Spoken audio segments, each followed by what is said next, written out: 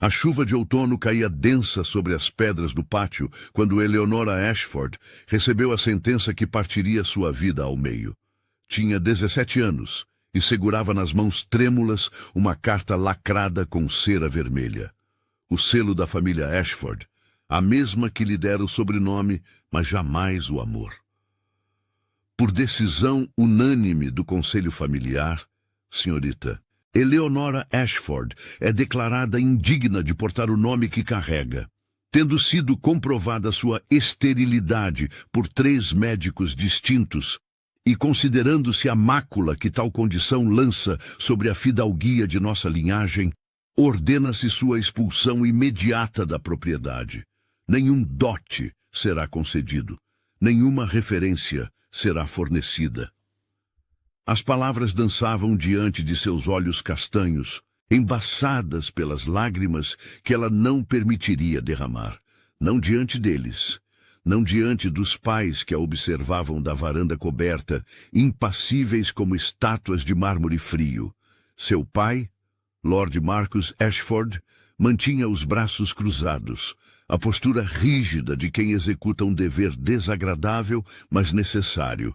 Sua mãe, Lady Catherine, desviava o olhar para os jardins, como se a filha já não existisse mais. Havia algo de covarde naquele desvio, algo que Eleonora reconheceu como a última fagulha de humanidade em uma mulher que escolhera a reputação sobre o sangue. Você entende que isso não é pessoal, disse Marcus, a voz monótona. É uma questão de linhagem. Um Ashford estéril é uma contradição aos olhos de Deus e dos homens.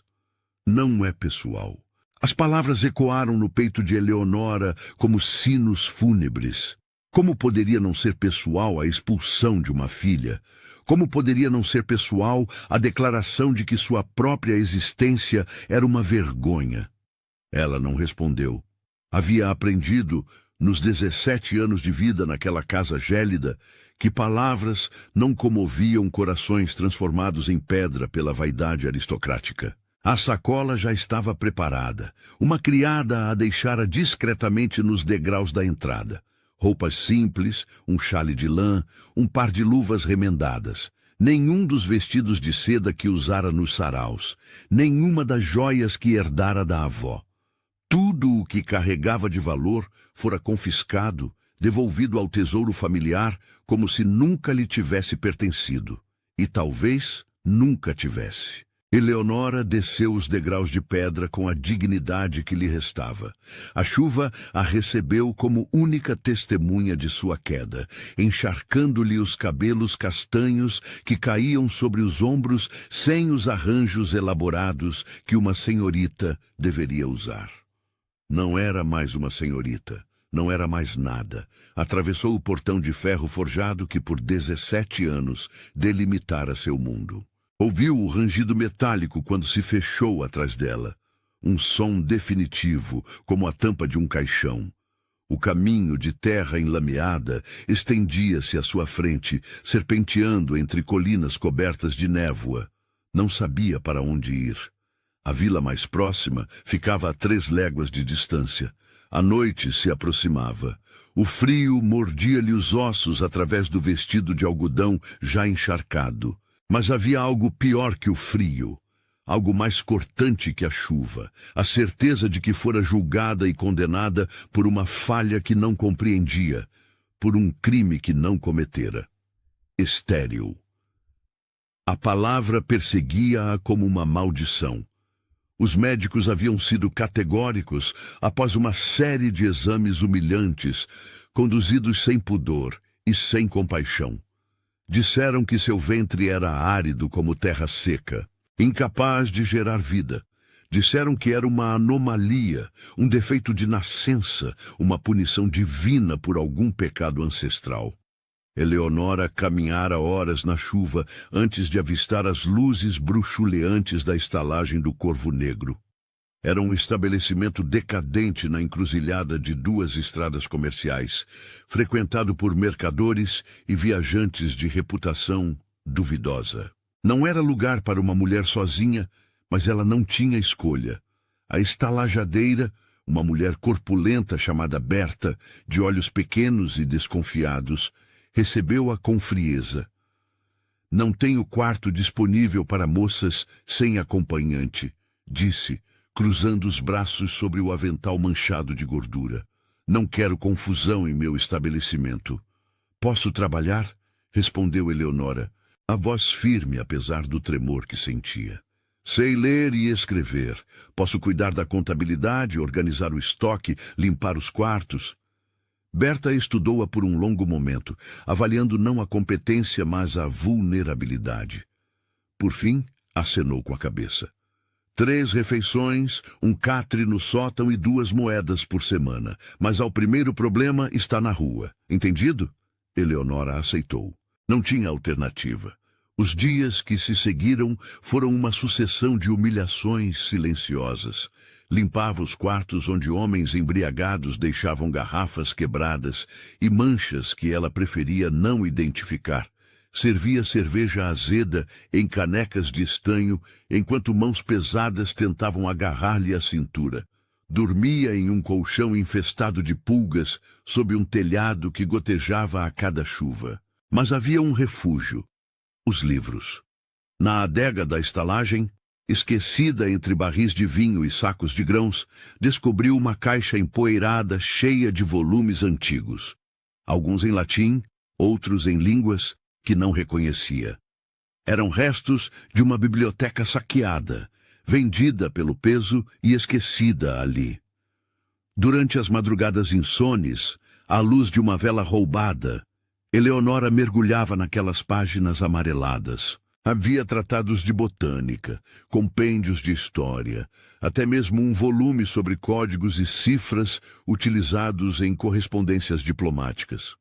Era conhecimento inútil para uma criada de estalagem, mas para ela era oxigênio em um mundo que a sufocava.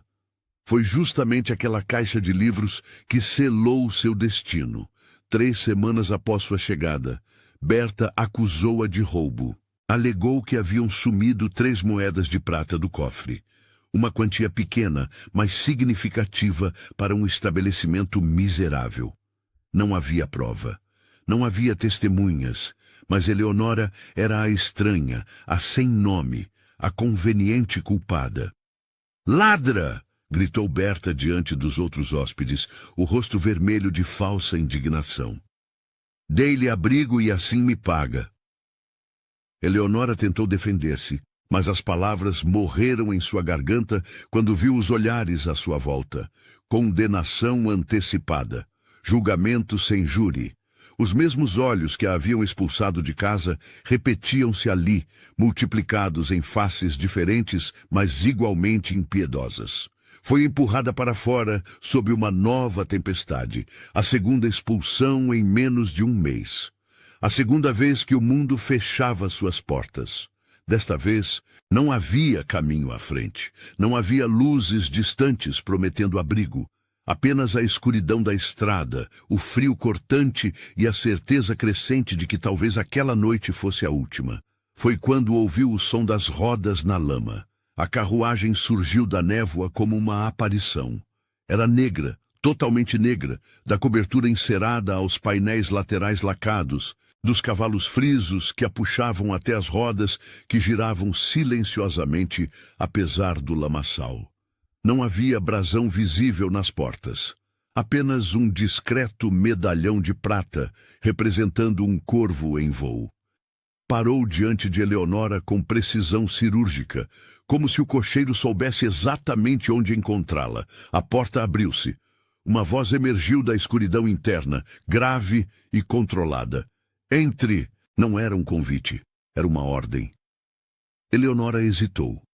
A chuva castigava-lhe as costas. O frio penetrava-lhe até os ossos. Tinha 2 escolhas: obedecer à voz desconhecida ou sucumbir à hipotermia na estrada. Não era realmente uma escolha.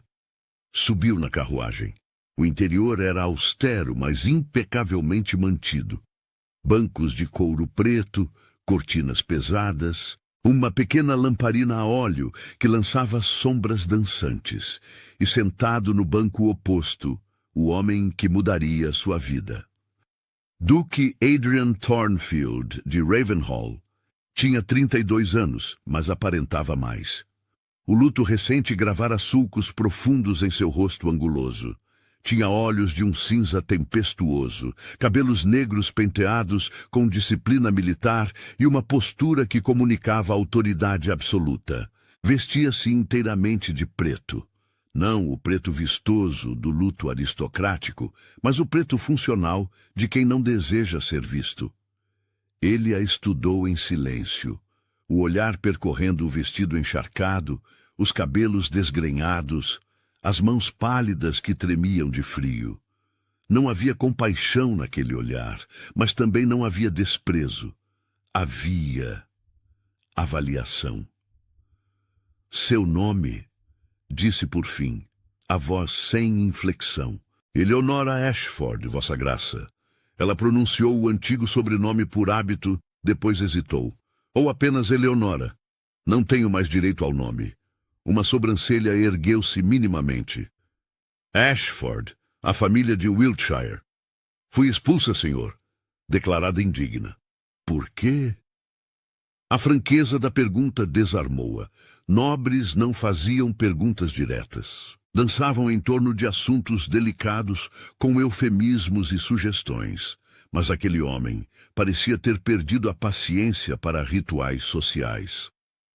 Sou estéril, respondeu, erguendo o queixo em desafio silencioso. Considerada uma mácula à linhagem. Adrian estudou-a por mais um momento, depois acenou brevemente com a cabeça, como se aquela informação confirmasse algo que ele já suspeitava. É perfeito, disse ele, e havia algo de amargo naquele adjetivo.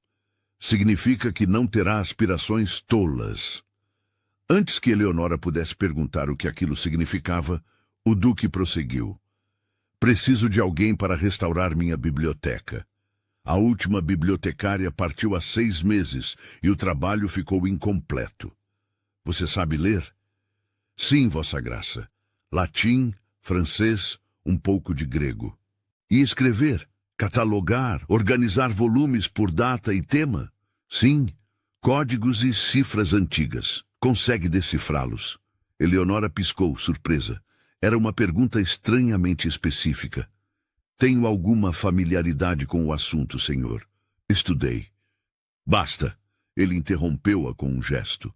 As condições. Moradia na propriedade, 3 refeições diárias, uma pequena remuneração mensal. Nenhum contato social. Nenhuma expectativa de elevação de status. Você viverá na casa, mas não será parte da família. É um contrato de trabalho. Nada mais. Se aceitar essas condições, assino os papéis amanhã. Era uma proposta absurdamente formal para uma mulher que ele acabara de encontrar encharcada na estrada. Havia algo de errado, algo que ele não dizia. Eleonora sentiu o peso da omissão, mas também sentiu o frio que lhe congelava os dedos e a fome que lhe retorcia o estômago. Por que eu? Arriscou perguntar. Adrian olhou pela janela da carruagem para a noite que os engolia. Porque você não tem nada a perder, disse ele, com uma honestidade brutal. E pessoas sem nada a perder não fazem perguntas inconvenientes. Era verdade. Dolorosamente verdade. Aceito, disse Eleonora. A carruagem seguiu viagem. O solar de Ravenhall erguia-se contra o céu noturno como uma fortaleza de pedra cinzenta. 3 andares de janelas escuras, torres gêmeas nas extremidades, um jardim transformado em sombras pela ausência de luz. Havia algo de opressivo naquela arquitetura, algo que sugeria mais prisão que lar. O interior não era mais acolhedor. Os corredores estendiam-se intermináveis, iluminados por tochas esparsas que lançavam sombras grotescas sobre tapeçarias desbotadas. O ar cheirava a cera de abelha queimada e a algo mais, um cheiro indefinível de abandono, como se a própria casa estivesse em luto. Uma governanta idosa chamada Senhora Beatrice recebeu-a com instruções secas. Seus aposentos ficam na ala leste, 3º andar. Café às 7, almoço ao meio-dia, Jantar às 7 da noite. Não entre na ala oeste, não suba ao quarto andar, não faça perguntas sobre a família, entendeu? Sim, respondeu Eleonora, embora não entendesse nada. Foi conduzida por escadas de mármore frio até um quarto modesto, mas limpo. Uma cama estreita, uma escrivaninha, uma janela com vista para os jardins envoltos em névoa. Deixaram-lhe roupas secas, vestidos cinzentos de tecido simples, adequados para uma empregada de categoria superior, e uma bacia com água morna. Pela primeira vez em semanas, Eleonora estava sozinha em um quarto aquecido, com um teto que não gotejava e uma porta que trancava por dentro. Deveria sentir-se grata, em vez disso, sentia-se inquieta. Havia segredos naquela casa. Ela podia senti-los nas paredes, nos olhares furtivos dos criados, no silêncio pesado que tudo envolvia. Tentou dormir, mas não conseguiu. Os sons da casa, madeira rangendo, vento uivando nas chaminés, passos distantes ecoando nos corredores, mantinham-na desperta. E havia outro som mais perturbador, um choro abafado vindo de algum lugar acima dela. Uma criança chorando na noite. A biblioteca de Ravenhall era uma catedral de conhecimento esquecido. Ocupava toda a ala sul do segundo andar. Uma sala imensa com teto abobadado, estantes de carvalho que subiam até 3 metros de altura, escadas rolantes de latão para alcançar os volumes superiores. Janelas altas deixavam entrar luz filtrada através de vitrais que representavam cenas de batalhas antigas. Mas a beleza era superficial. Um olhar mais atento revelava o caos. Livros empilhados aleatoriamente, alguns caídos no chão e cobertos de poeira, outros com capas danificadas por umidade. Papéis soltos formavam montanhas desordenadas sobre a grande mesa central. Havia até evidências de roedores, pequenos buracos roídos em algumas encadernações de couro. Meu avô catalogou tudo isso, disse Adrian, surgindo atrás dela com passos silenciosos. Organizou por data, tema e importância histórica. Depois da morte de minha esposa, deixei tudo deteriorar. Era a primeira vez que ele mencionava a esposa morta. Fez-o sem emoção aparente, mas Eleonora notou a tensão em sua mandíbula. Quanto tempo tenho? Perguntou ela. Quanto precisar, mas há prioridade. A coleção de correspondências familiares do século XVII estão em uma caixa trancada, escritas em código. Preciso saber o que dizem. Por quê? O olhar dele endureceu. Você não faz perguntas inconvenientes, lembra? Perdão, Vossa Graça. Ele hesitou, depois suspirou. Há uma disputa de herança. Meu filho, o herdeiro. Sua legitimidade está sendo questionada por parentes distantes. Acreditam que essas cartas contêm evidências de um casamento anterior de meu avô, o que invalidaria toda a linha sucessória. Preciso saber se estão certos ou se é apenas mais uma tentativa de roubar o que não lhes pertence. Eleonora processou a informação. Uma disputa de herança. Um filho cuja legitimidade estava em jogo. Cartas cifradas que podiam destruir ou salvar uma família. Onde está a caixa? Perguntou. Adrian apontou para um baú de ferro no canto da sala, fechado com um cadeado ornamentado. Aqui está a chave, disse, entregando-lhe uma pequena peça de bronze. Trabalhe com discrição, não mostre as cartas a ninguém. Se conseguir decifrá-las, traga-me os resultados diretamente. E se o conteúdo confirmar as alegações dos parentes? A pergunta pairou no ar, como uma ameaça. Então meu filho perde tudo, disse Adrian, a voz plana. E você terá sido instrumental em sua ruína.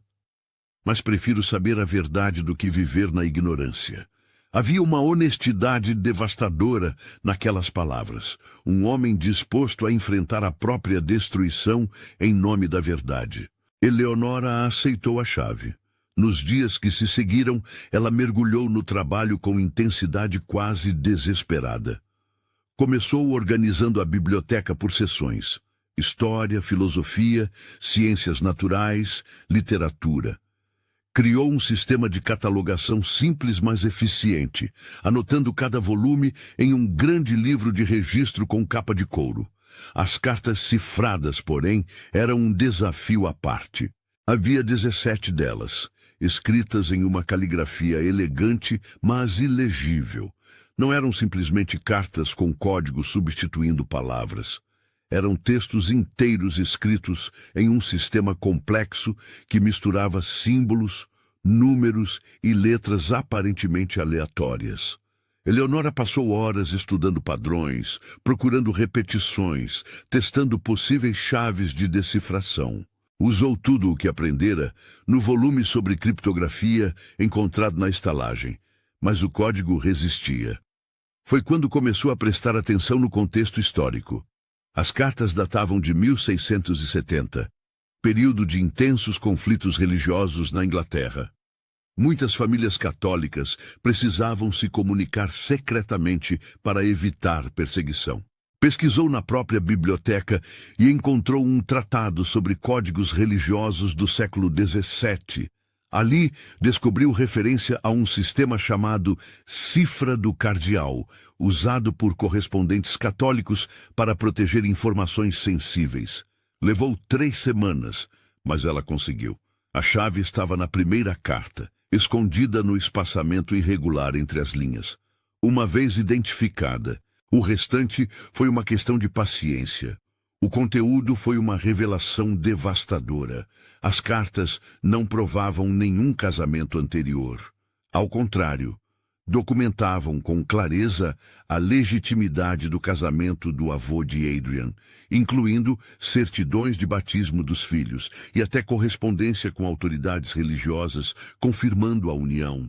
Mais que isso, revelavam que os parentes que agora questionavam a herança eram os mesmos que haviam tentado, um século antes, forjar documentos para usurpar a propriedade. A conspiração não era nova, era ancestral. Eleonora copiou tudo meticulosamente, traduzindo do código para o inglês claro. Depois, com as mãos tremendo ligeiramente, foi procurar Adrian. Encontrou-o na sala de estudos, debruçado sobre documentos legais. A luz do entardecer entrava pelas janelas altas, tingindo tudo de dourado melancólico. Vossa Graça, começou ela, a voz cautelosa. Decifrei as cartas. Adrian ergueu o olhar lentamente. Por um momento, ela viu medo naqueles olhos cinzentos, medo do que as palavras dela poderiam destruir. E? Perguntou, a voz forçadamente neutra. Seu filho é legítimo. Inquestionavelmente legítimo. Ela estendeu as traduções.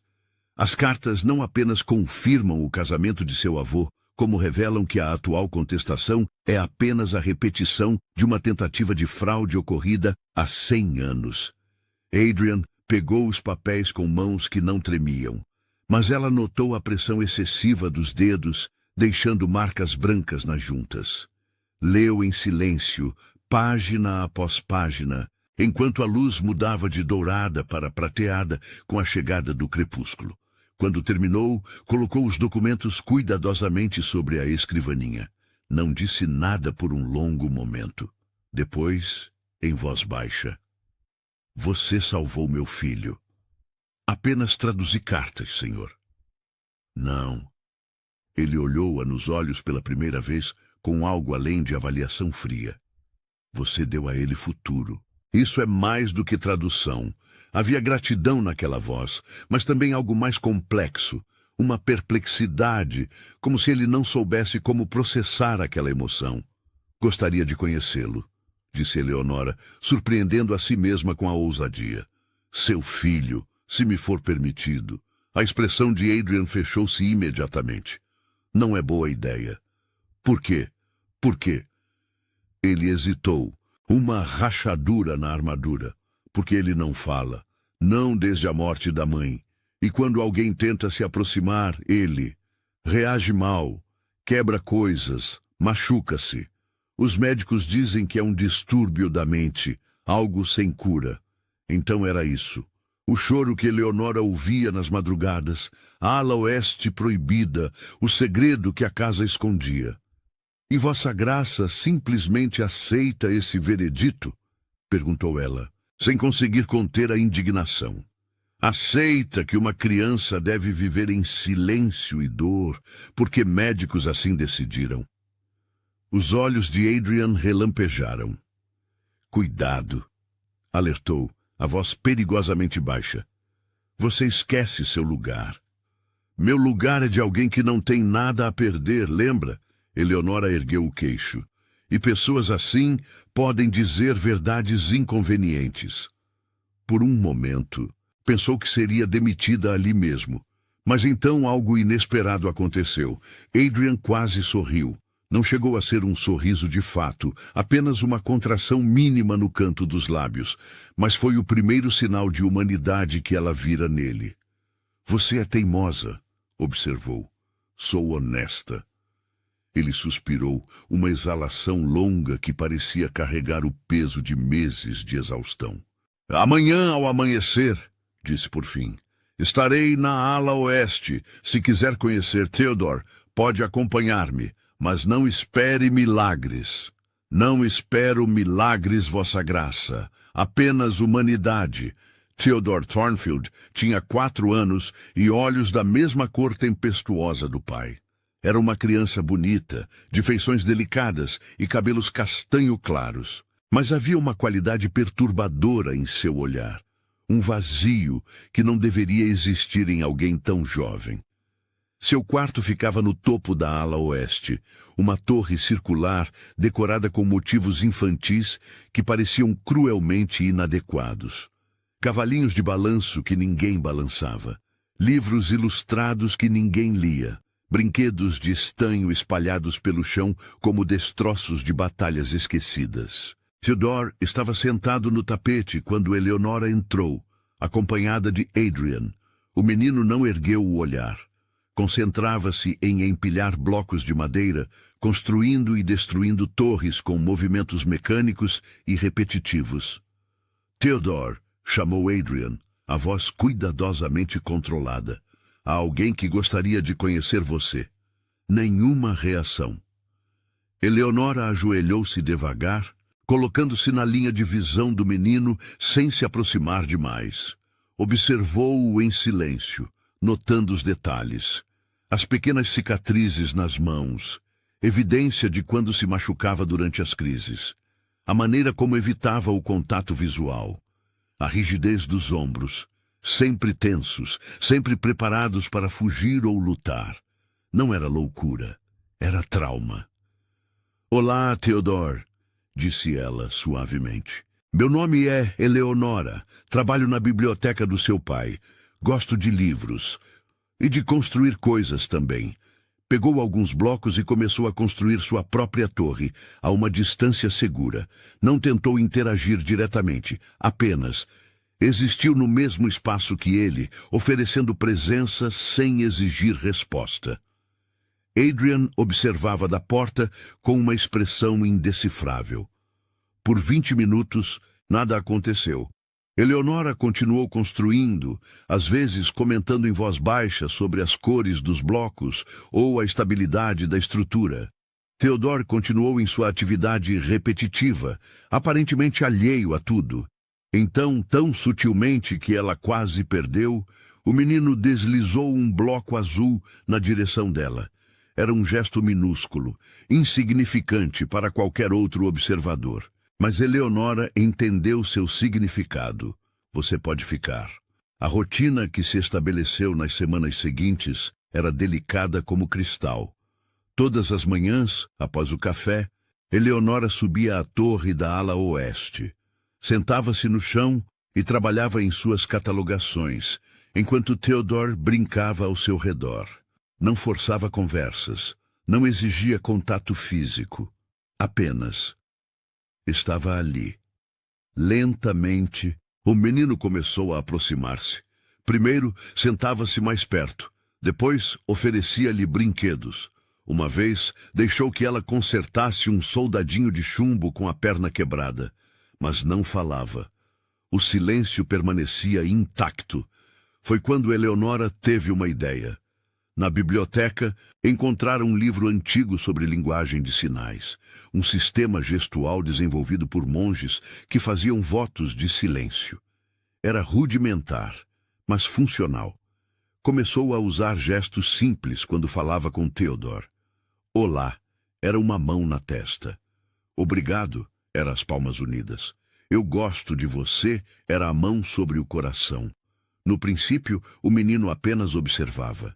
Depois, começou a imitar. Em 2 semanas, tinham um vocabulário básico de 20 gestos. Foi quando a primeira palavra emergiu. Estavam no jardim. Eleonora havia convencido Adrian a permitir que Theodore saísse da torre sob sua supervisão, quando um corvo pousou no parapeito de pedra.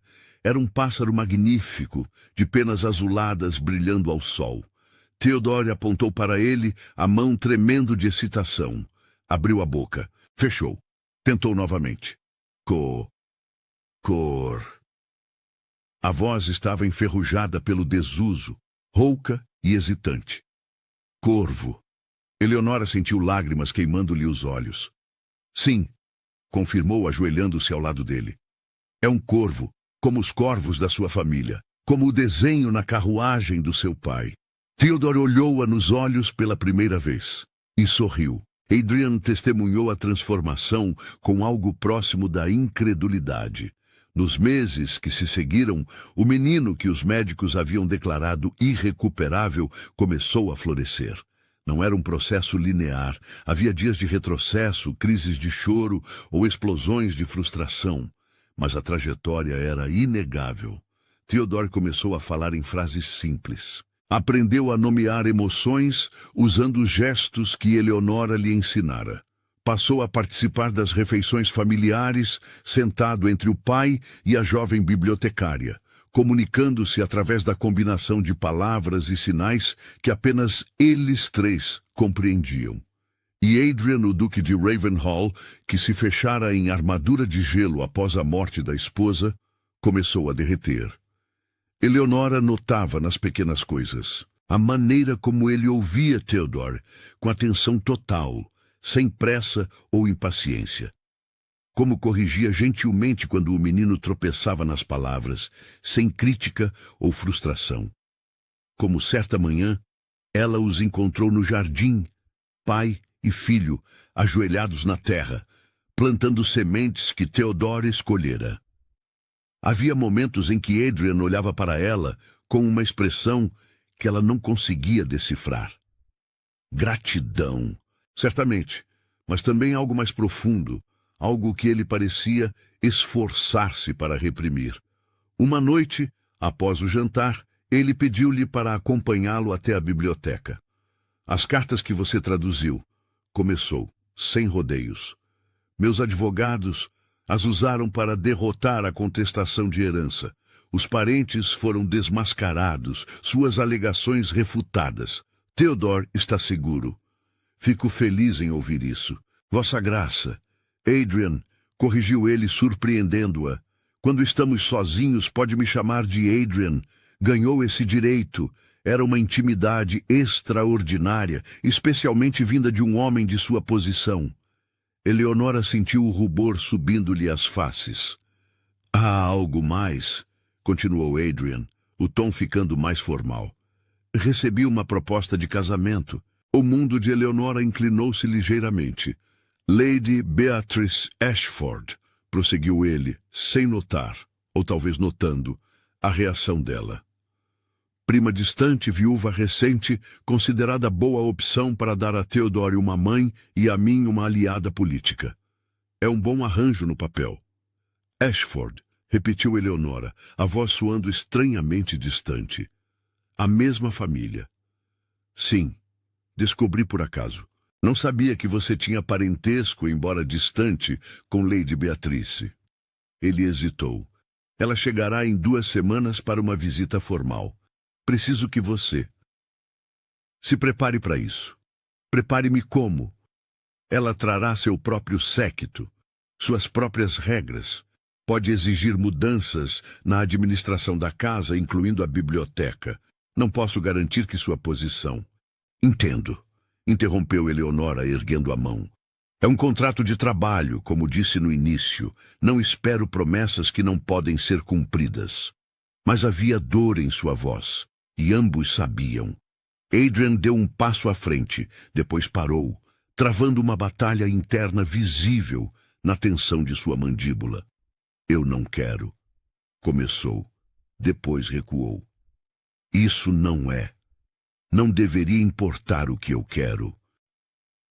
Mas importa, disse Eleonora, com uma coragem que não sabia possuir. Importa para Theodore. Importa para você.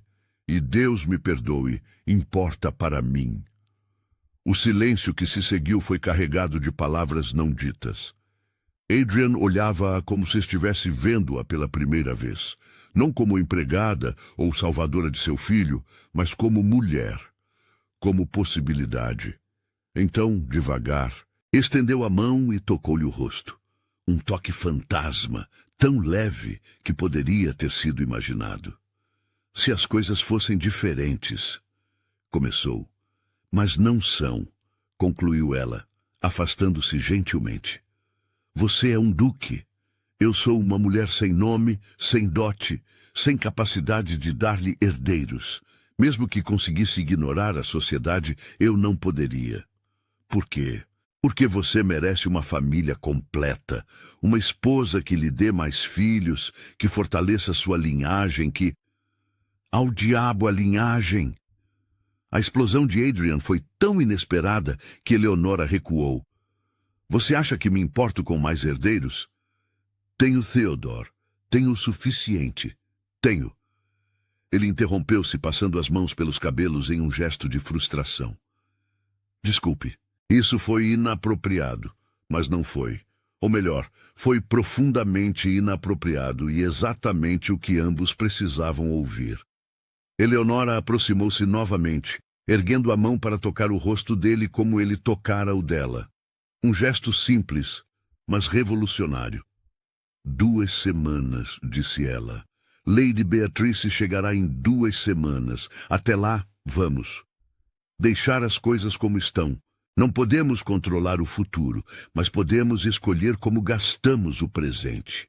Adrian fechou os olhos ao toque dela, e naquele momento deixou de ser o duque inflexível e tornou-se apenas um homem cansado que encontrara algo que não sabia estar procurando. Está bem, concordou. 2 semanas, mas destino, como sempre, tinha outros planos. Lady Beatrice Ashford chegou não em 2 semanas, mas em 5 dias. Enviou mensagem antecipada, alegando urgência nos assuntos familiares, e Adrian, preso pelas convenções sociais, não pôde recusar. Ela era tudo o que Eleonora não era. Alta, loira, impecavelmente vestida em sedas parisienses. Trazia consigo uma comitiva de criadas, um secretário particular e uma aura de autoridade que deixava claro que considerava Ravenhall já sua propriedade. Ah, querido Adrian, disse, oferecendo-lhe a mão enluvada para beijar. Lamento a pressa, mas certas informações chegaram ao meu conhecimento que não podiam esperar. O tom era superficialmente doce, mas havia aço embaixo. Adrian recebeu-a no salão principal, com toda a formalidade exigida. Eleonora estava presente, como era esperado de uma funcionária de categoria superior, mas mantinha-se nas sombras, observando. Que informações seriam essas? Perguntou Adrian, educado, mas cauteloso. Sobre sua bibliotecária. Beatrice pronunciou o título com leve desprezo. Eleonora Ashford, minha prima distante e totalmente desgraçada. Os olhos de Adrian estreitaram-se perigosamente. Senhora Ashford, escolha suas próximas palavras com cuidado. Oh, estou sendo cuidadosa, querido. Beatrice sorriu, mas era um sorriso de predador. Veja, fiz algumas investigações após ouvir que você contratara uma mulher sem referências. Imagine minha surpresa ao descobrir que se tratava da filha expulsa de meus parentes, declarada estéril e publicamente desonrada. Conheço sua história, interrompeu Adrian. a voz perigosamente calma. E não vejo relevância. Não vê relevância? Beatrice fingiu choque. Meu caro Duque, a mulher é um escândalo ambulante. Pior, está cuidando de seu filho, o herdeiro de Ravenhall. O que dirá a sociedade quando souberem que você confia uma criança tão valiosa a alguém marcado pela maldição da esterilidade? Eleonora sentiu o chão fugir sob seus pés. Ali estava a arma que ela sempre soubera que existia, finalmente empunhada contra ela. Adrian ficou de pé, a postura rígida de fúria controlada. Meu filho fala novamente graças a ela. Sorri, brinca, vive. Os médicos que o declararam incurável foram provados errados. Isso é o que importa. Que toque, murmurou Beatrice. Mas há mais, não há? Rumores já circulam entre os criados. Dizem que vocês passam muito tempo juntos, que você a olha de maneira inadequada, que há afeto onde deveria haver apenas relação profissional. Isso é absurdo, começou Adrian, mas sua hesitação momentânea antes de responder foi eloquente. Beatrice notou. Seus olhos brilharam com triunfo. Ah, então é verdade. Ela aproximou-se, baixando a voz. Adrian, você é um homem inteligente. Certamente percebe a impossibilidade disso. Ela não pode lhe dar herdeiros, não pode lhe dar aliados políticos, não pode lhe dar nada além de escândalo e ruína social. Ela me deu meu filho de volta, disse Adrian, e havia dor bruta naquelas palavras. Isso vale mais que todos os herdeiros do mundo. Que romântico. Beatrice suspirou teatral. Mas romance não governa ducados. Ela virou-se para Eleonora, falando diretamente com ela pela primeira vez. Querida prima, você parece inteligente. Certamente entende que está causando dano ao duque com sua presença. A coisa honrada a fazer seria partir voluntariamente. Eleonora encontrou a voz, embora saísse trêmula. Se sua graça me dispensar, partirei. Mas não por suas demandas, Lady Beatrice. Não sou covarde para fugir de acusações falsas. Falsas? Beatrice arqueou uma sobrancelha. Então você nega que é estéril? O silêncio foi absoluto. Eu... Eleonora respirou fundo. Não nego, mas isso não me torna menos capaz de cuidar de Theodore. Não me torna menos merecedora de respeito. Não a torna merecedora de aspirar à posição de duquesa, retrucou Beatrice. E ali estava a verdadeira acusação, finalmente revelada. Adrian deu um passo à frente, colocando-se entre as duas mulheres. Basta! Esta conversa terminou. Ele olhou para Beatrice com autoridade absoluta. Agradeço sua preocupação, mas minha casa e minhas decisões não estão sujeitas à sua aprovação. Muito bem, disse Beatrice, suavemente. Mas há uma última coisa que deve saber. Trouxe comigo os documentos originais sobre a esterilidade de Eleonora. Ela fez um gesto e seu secretário aproximou-se com uma pasta de couro. 3 médicos diagnosticaram a condição. Mas há algo interessante nesses relatórios. Abriu a pasta e retirou páginas amareladas. Adrian pegou-as, lendo rapidamente. Sua expressão mudou, não para condenação, mas para confusão. Esses exames, começou ele, foram realizados quando ela tinha apenas 15 anos. Sim, confirmou Beatrice. Antes da puberdade completar-se. Antes que qualquer diagnóstico definitivo pudesse ser feito. Ela virou-se para Eleonora com falsa compaixão. Querida, você entende o que isso significa? Há uma boa possibilidade de que você nunca tenha sido estéril. Seus pais simplesmente queriam uma desculpa para se livrar de uma boca extra para alimentar. O mundo congelou. Eleonora ouviu as palavras, mas elas pareciam vir de muito longe, filtradas através de algodão. Nunca estéril. Expulsa por uma mentira. Julgada por uma falha que nunca existira. As pernas falharam. Ela agarrou-se ao encosto de uma cadeira, o rosto pálido como cera. Adrian estava ao seu lado em um instante, segurando-a. Eleonora. Por quê? A voz dela saiu quebrada. Por que ela está me dizendo isso agora? Beatrice sorriu, sem humor. Porque, querida prima, agora você se torna uma ameaça real. Se há possibilidade de fertilidade, há possibilidade de casamento com o Duque, e isso eu não posso permitir. Ela endireitou-se. Então aqui está a minha proposta. Você parte voluntariamente hoje e eu garanto uma posição respeitável em outra casa. Ou fica, e eu garanto que cada jornal da capital saberá da proximidade inadequada entre você e o Duque.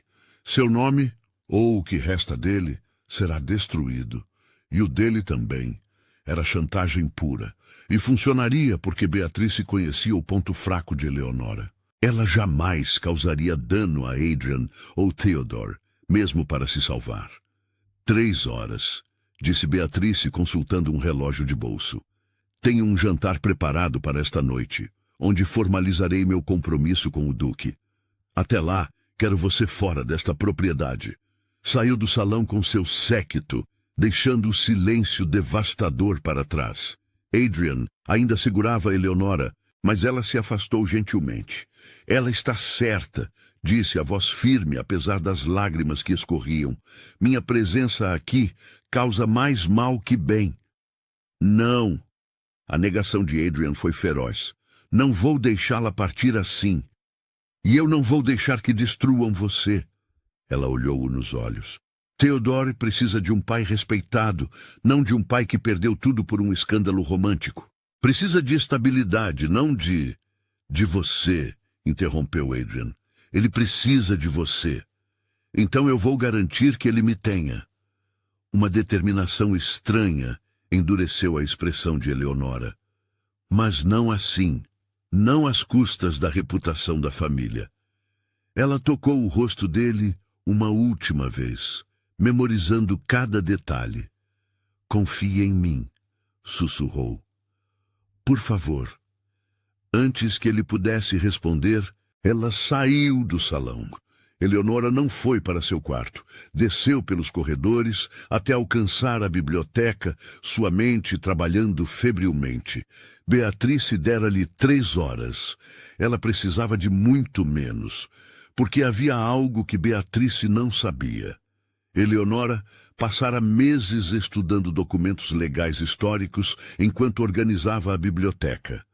Conhecia as leis de herança, os precedentes, as brechas, e lembrava-se de algo específico nas cartas cifradas que traduzira. Vasculhou freneticamente os arquivos até encontrar suas anotações originais.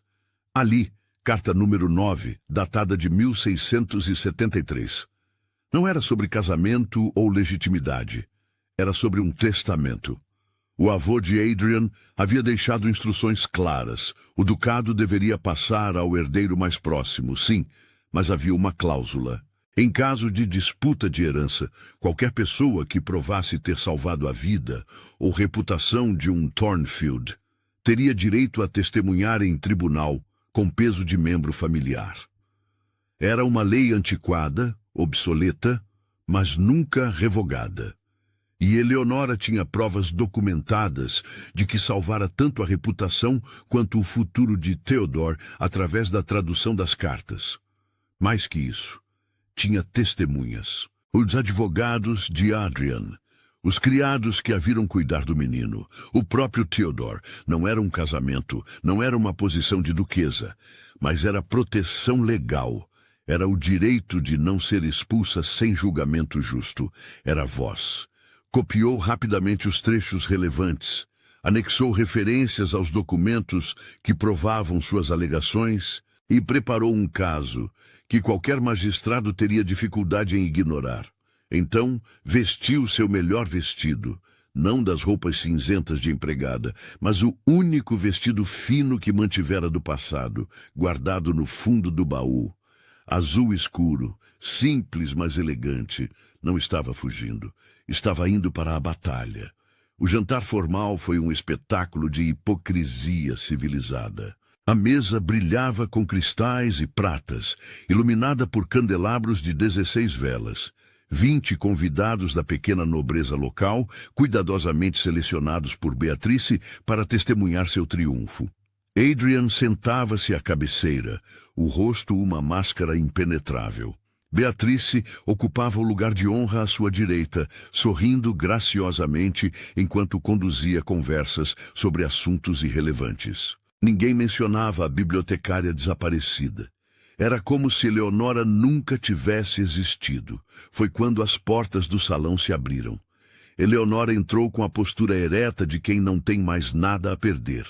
Carregava uma pasta de couro, não extravagante como a de Beatrice, mas funcional e bem organizada. As conversas cessaram. Todos os olhos viraram-se para ela. "Peço perdão pela interrupção", disse a voz clara e firme. "Mas há questões legais que devem ser esclarecidas antes de qualquer compromisso ser formalizado esta noite." Beatrice empalideceu, depois corou de fúria. "Que ultraje é este? Adrian, mande remover esta mulher imediatamente." Mas Adrian não se moveu. Olhava para Eleonora com expressão indecifrável, mas havia um brilho em seus olhos. Curiosidade. Esperança. "Deixe-a falar", disse com autoridade. Eleonora aproximou-se da mesa, colocando a pasta diante de Adrian, mas falando alto o suficiente para todos ouvirem. "Lady Beatrice acusou-me de causar escândalo e dano à reputação desta casa. Mas as leis da Inglaterra protegem aqueles que salvam membros da nobreza." Ela abriu a pasta. "Há 6 meses. Fui contratada para restaurar esta biblioteca e decifrar documentos que provavam a legitimidade do herdeiro Thornfield. Sem esse trabalho, Theodore teria perdido sua herança. Salvei não apenas sua reputação, mas seu futuro." Murmurinhos percorreram a mesa. "Mais que isso", continuou Eleonora, virando-se para os convidados. "Fui eu quem auxiliou Theodore a recuperar a fala após meses de silêncio. Os criados desta casa podem testemunhar. O próprio Duque pode testemunhar.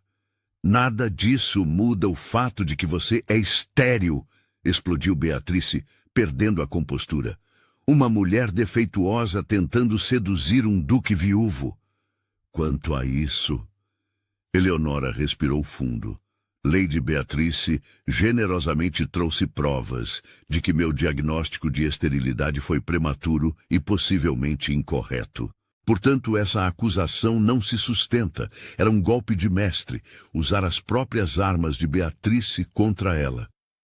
"Isso é, você está distorcendo." Beatrice gaguejou procurando palavras. "Estou declarando fatos", corrigiu Eleonora. "E o fato é, sob a lei testamentária deixada pelo avô de sua graça, qualquer pessoa que salve a reputação ou vida de um Thornfield tem direito à consideração legal em questões de herança e honra. Salvei ambas em Theodore. Logo, tenho direito a julgamento justo antes de ser expulsa." "Isso é absurdo", disse Beatrice, mas sua voz vacilou. "Essas leis são obsoletas, mas nunca revogadas", completou Adrian, levantando-se. Havia um sorriso fino em seus lábios. "Eleonora está correta. Verifiquei pessoalmente." Ele olhou para os convidados. "Senhoras e senhores, peço que testemunhem. Eleonora Ashford não é uma intrusa nesta casa. É uma funcionária valiosa que salvou meu filho 2 vezes. E qualquer tentativa de removê-la contra sua vontade será contestada legalmente." O silêncio foi absoluto. Beatrice ficou de pé, tremendo de fúria. "Você vai se arrepender disso", sibilou. "Todos vocês vão se arrepender." "Possivelmente", concordou Adrian com calma irritante. "Mas prefiro me arrepender de fazer o que é certo do que me arrepender de cometer uma injustiça." Beatrice saiu da sala em uma tempestade de sedas e indignação. Sua comitiva seguiu-a. Minutos depois, ouviu-se o som de carruagens partindo na noite. Os convidados restantes trocaram olhares desconcertados. Um a um, começaram a oferecer desculpas e partir também. Não queriam estar presentes no que prometia ser um escândalo monumental. Em 15 minutos, o salão estava vazio, exceto por Adrian e Eleonora. Eles olharam-se através da mesa iluminada por velas. Isso foi espetacularmente imprudente, disse Adrian, mas havia admiração em sua voz. Aprendi com o melhor, respondeu Eleonora. Um homem que coloca a verdade acima de conveniência. Adrian aproximou-se lentamente, contornando a mesa. Você entende o que isso significa? O escândalo, as fofocas, as portas que se fecharão. Entendo. Ela ergueu o queixo. Mas prefiro enfrentar o mundo com dignidade do que viver uma mentira em silêncio. Mesmo se isso significar nunca se tornar duquesa, especialmente se significar isso, não quero títulos. Quero. Ela hesitou. Depois decidiu pela honestidade total. Quero estar onde Theodore precisa de mim. Onde você precisa de mim. Mesmo que seja apenas como bibliotecária. Adrian tocou-lhe o rosto, o gesto tão gentil que ela sentiu lágrimas queimarem. E se eu quiser mais que uma bibliotecária? Então teremos que descobrir como fazer isso funcionar, sussurrou ela. Juntos. Ele inclinou-se e beijou-a, suave e cuidadoso, como se ela fosse algo precioso que poderia quebrar. Era um beijo que prometia não fogos de artifício, mas fogueiras constantes, não paixão avassaladora, mas afeto duradouro. Quando se separaram, ambos sorriam. Haverá consequências, alertou Adrian. A sociedade não esquece facilmente. Então construiremos nossa própria sociedade, disse Eleonora. Aqui, nesta casa, com Theodore, com livros, com verdade. Isso soa perfeito, concordou ele. E ali, no salão vazio onde um banquete fora abandonado, começava não um final de conto de fadas, mas algo melhor. Uma história real. 6 meses depois, a primavera chegou a Ravenhall com explosão de cores. Os jardins, antes abandonados, floresciam sob os cuidados combinados de Theodore e Eleonora. Rosas escalavam as paredes de pedra, lavanda perfumava o ar, abelhas zumbiam entre malmequeres dourados. Theodore, agora com 5 anos, corria pelo gramado perseguindo borboletas, sua risada cristalina ecoando pelas torres. Falava em sentenças completas, fazia perguntas intermináveis, desenhava criaturas imaginárias e as mostrava orgulhosamente a quem quisesse ver. Na biblioteca, agora completamente restaurada e catalogada, Eleonora trabalhava em um novo projeto. Escrever um compêndio sobre códigos históricos, documentando o conhecimento que usara para salvar a herança Thornfield. Adrian insistira que ela publicasse sob seu próprio nome. Seria o primeiro tratado acadêmico escrito por uma mulher na região. Mais um escândalo para adicionar à coleção. Quanto ao casamento, não houve. Não imediatamente. Adrian e Eleonora decidiram esperar. Não por medo da sociedade, mas porque queriam ter certeza. Queriam que Theodore estivesse pronto. Queriam construir fundações sólidas antes de erguer o edifício. Mas viviam como família, jantavam juntos, compartilhavam histórias ao pé da lareira. Ensinavam Theodore a ler, a cavalgar, a ser gentil. Não precisavam de papéis legais para serem o que já eram. Um pai, uma mãe de coração e uma criança que os unia. A sociedade, como prometido, reagiu. Convites pararam de chegar. Visitas cessaram. Alguns parentes cortaram relações, mas outros, os que valiam a pena, permaneceram. E lentamente, muito lentamente, a história de Ravenhall começou a ser recontada não como escândalo, mas como exemplo. O duque que escolheu competência sobre status. A bibliotecária que provou seu valor com inteligência e coragem. A criança que floresceu quando finalmente recebeu o amor que merecia. Não era um conto de fadas perfeito, mas era real.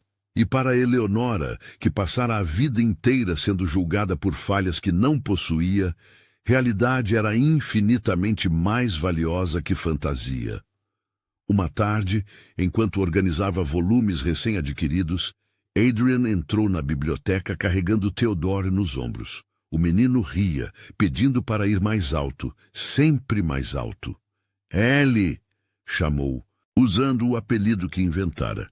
Papai disse que vamos fazer um piquenique. Vem com a gente, como se ela pudesse recusar. Guardou os livros, aceitou a mão que Adrian lhe ofereceu, e os três saíram para o jardim ensolarado. Estenderam uma manta sob uma macieira florida. Theodore contou histórias impossíveis sobre dragões que moravam nas nuvens. Adrian leu poesia em voz alta. Mal, porque não tinha talento para rima, mas com tanto afeto que compensava. Eleonora simplesmente observava, memorizando aquele momento. Feliz? Perguntou Adrian, quando Theodore correu para explorar uma moita de framboesas. Imensamente, respondeu Eleonora. Mesmo sem título, sem reconhecimento oficial? Especialmente sem isso.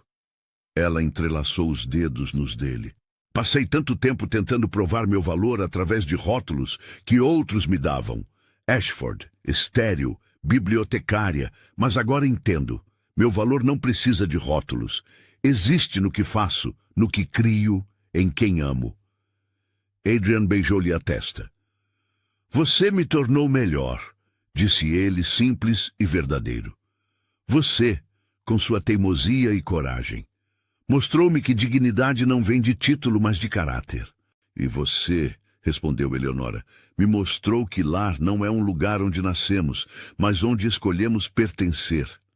Theodore voltou correndo, as mãos manchadas de suco de framboesa, os olhos brilhando de alegria. Jogou-se entre eles, abraçando ambos simultaneamente. Minha família, declarou com a certeza absoluta de uma criança. Minha família para sempre. E era verdade. Não porque o sangue os unia, não porque papéis legais diziam, mas porque haviam escolhido dia após dia ser família, através de tempestades e julgamentos, através de escândalos e redenções. Família construída não sobre conveniência ou convenção, mas sobre algo muito mais duradouro. Amor que se recusava a ser definido pelas regras dos outros. O sol brilhava sobre Ravenhall. A primavera cantava nos galhos.